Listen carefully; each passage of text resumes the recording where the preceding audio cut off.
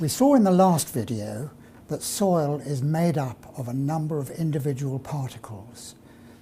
Many soils are formed when soil particles suspended in water are deposited in rivers and lakes. The first thing I want to explore is how this deposition under gravity affects how soils behave. I have developed this piece of apparatus that simulates the effects of gravity. The particles here are circular discs of different diameters, and they are resting on a plastic sheet which is drawn across the bottom here by means of this roller.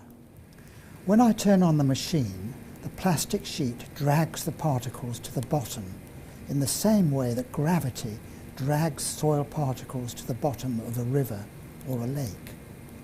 In real life, gravity gives the soil particles weight, pulling them downwards. In this model, weight is simulated by the friction between the soil particles and the moving plastic sheet.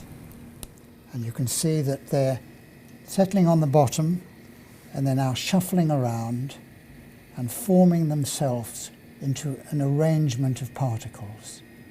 You can see these near vertical columns, and they're very important because it means the soil is stronger in the vertical direction than the horizontal direction, and that's because this has been deposited under gravity. Gravity acts vertically. A soil deposit laid down under gravity is stronger vertically than it is horizontally. Now we're going to look at another very important effect of gravity. We're going to see how it affects the strength of the soil at different depths. So we'll do an experiment with a footing. Here it goes. You can see it penetrating in, and it's reached this depth here. So the weight of the footing is being carried by the strength of the soil at this depth. Now we're going to increase the weight of the footing and see what happens to the penetration.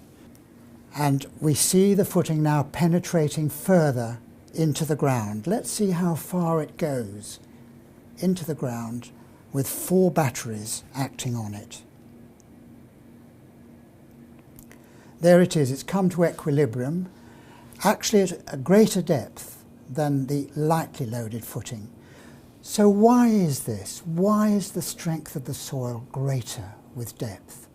You'll know from your mechanics classes that the shearing forces or frictional resistance between two surfaces depends on the magnitude of the contact forces that are pushing the two surfaces together. When the contact forces are small, the shearing forces or frictional resistance is low and they can slip past each other. When the contact forces increase, the shearing forces or frictional resistance goes up, and it is much harder for the two surfaces to slip past each other. Now, going back to our experiment, gravity acts, the soil has weight.